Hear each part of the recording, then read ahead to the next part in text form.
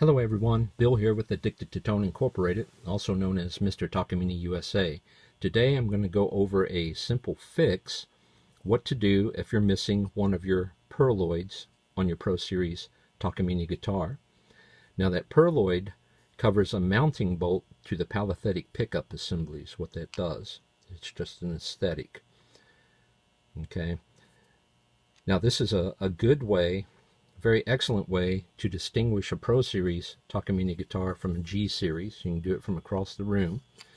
On a G Series, this is a G Series split saddle bridge, you'll notice that there's no Pearloid touching the saddle line because the G Series doesn't have the palathetic pickup assembly like the Pro Series does. Also, you notice there's two Pearloids sometimes on a guitar. You have the white Pearloid and also the black. Okay, and what the difference is, you'll see this a lot on 12 strings. You'll see that there's a back set of acrylic dots. And they are acrylic, by the way. That's what they make them out of. They're not ivory or abalone, as some people seem to think.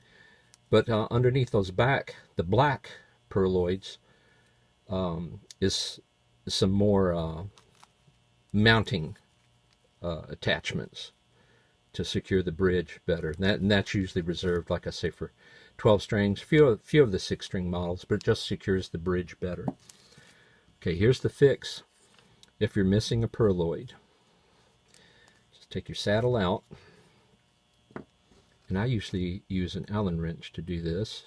You can, this is how to remove a dot, and just lift straight up on it like that, pretty easy. Now you don't really want to remove the bolt, that keeps the pickup in place. I'm going to do it right now just to show it to you. Okay, that's what holds the palathetic pickup assembly in place. But for right now, let's put that back in there. I'm going to leave this original dot out so I can use it in just a moment. What you're going to need for this fix is an old school paper punch and your favorite pick. Okay, now I've used that one quite a bit. This fella's seen a lot of action. And I brought this black pick out so you can see how close this paper punch is going to get to the original dot. This was the original dot that I removed from the saddle, and you see that it fits right in there pretty darn good. Okay, this is a pretty easy move. You're going to just get your favorite pick. Here, I'll use the white one. I think there's room. Maybe I'll do the black one here. You might want to put a cloth over this because the punch is going to put a lot of pressure on the pick, and you don't want to waste any time looking for the piece you just punched out. But just pick you out. Well, this is black. It's not going to matter. But pick you out a pretty part of the pick. Okay. Now I'm going to put my hand over this so I don't have to chase the punch out. Punch it right out. You should Google search D'Andrea picks, because Mr. D'Andrea had he was one of the first manufacturers of picks, and he had basically like it was a punch that he would punch out picks from pieces of plastic. Awesome. Just that easy. Okay, now you can have some real fun with this. Maybe use your birthstone color. Here's a few I did earlier just for the sake of the video.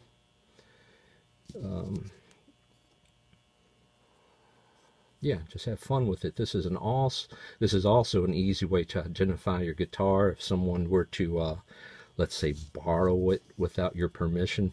You know what I mean? It happens. Now sometimes if the pick is the punch out, I should say, is a little too big, you're going to need to take a nail file and you're going to want to do this anyway because sometimes there's rough edges on it, and just shape it out. Now a good idea sometimes is to maybe use a Sharpie marker and put a mark on one side of the pick. That way, I'm going to use this old Tin Boom pick. That was a band I used to be in. That way you can tell which side you're working the bevel on. Okay? I'll show you what I mean. Whoops. See, there's the There's that side of the pick.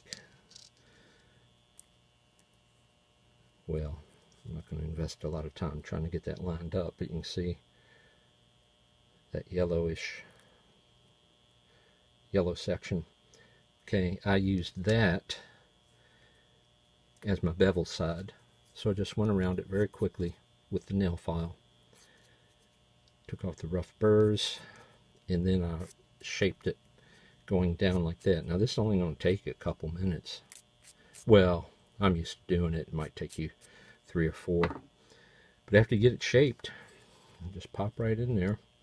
Now if you sink it in too low, no problems. You can lift it right up with the Allen wrench. In fact, a good way to do it is to take your pick and set it right over it, and then lift up rather, not a lot of force, but just firmly, and it's perfect. Look at that.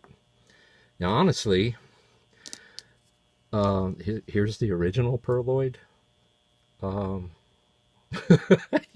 You decide which one you like better, all right?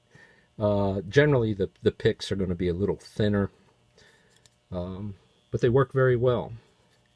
All right, anyway, that's a good little fix for you. If you've lost your Pearloid, just get you a pick and knock you one out. Knock yourself out. All right, keep on playing and making the world a better place. Till next time, talk to you later.